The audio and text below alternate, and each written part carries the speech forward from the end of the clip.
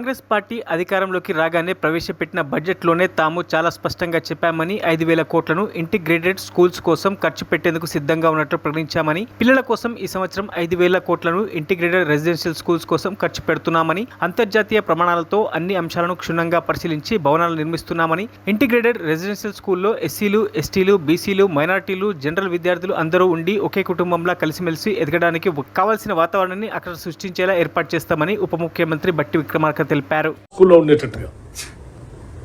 ఎస్సీస్, ఎస్టీస్, BCs, minorities, general students అందరూ ఉండి ఒక కుటుంబం లాగా పిల్లలు చిన్నప్పటి నుంచే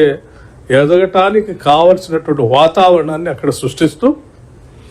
వాళ్ళకి ఎవరికి కూడా మేమేదో మామూలు స్కూల్లో చదువుకుంటున్నాం మాకు అవకాశాలు లేకుండా పోయే అనేటువంటి ఫీలింగ్ రాకుండా ఈ ప్రభుత్వం మాకు ఇంటర్నేషనల్ స్టాండర్డ్స్లో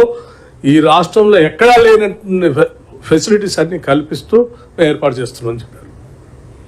వీటి ప్రజెంటేషన్ ఇచ్చేటప్పుడు vision of the chief minister కూడా నేను 2-3 సార్లు విన్నాను వారు చెప్పి.